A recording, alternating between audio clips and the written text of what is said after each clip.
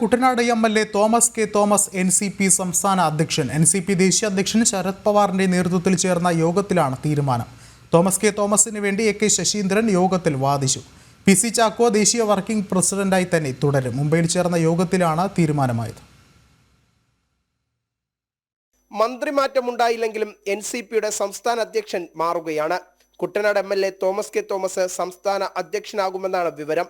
മുംബൈയിൽ ചേർന്ന നേതാക്കളുടെ യോഗത്തിലാണ് തീരുമാനം. രാജിവെച്ച പി.സി. ചാക്കോയും മന്ത്രി എ.കെ. ശശീന്ദ്രനും തീരുമാനത്തെ പിന്തുണച്ചു. സംസ്ഥാന നേതൃത്വത്തിന്റെയും ജില്ലാ അധ്യക്ഷന്മാരുടെയും പിന്തുണയോടെ കേരളത്തിലാകും പ്രഖ്യാപനം നടക്കുക. ഇതിനായി കേന്ദ്ര നിരീക്ഷകനെ കേരളത്തിലേക്ക് അയക്കാനാണ് കേന്ദ്ര നേതൃത്വത്തിന്റെ തീരുമാനം. നേതാക്കളുമായി വിശദമായ കൂടിക്കാഴ്ച നടത്തിയ ശേഷമാകും അന്തിമ തീരുമാനത്തിലെത്തുക എന്നാണ് വിവരം. ശരത് പവാറിന്റെ നേതൃത്വത്തിൽ ചേർന്ന യോഗത്തിലാണ് പ്രസിഡന്റ് സ്ഥാനത്തിന് തത്വത്തിൽ തീരുമാനമായത്. പി.സി. ചാക്കോയുടെ രാജി ഉറപ്പായതിന് തൊട്ടു പിന്നാലെ തോമസ് കെ തോമസിനെ സംസ്ഥാന അധ്യക്ഷനാക്കണമെന്നാവശ്യപ്പെട്ട് എ.കെ. ശശീന്ദ്രൻ ശരത് പവാറിന് കത്ത് നൽകിയിരുന്നു.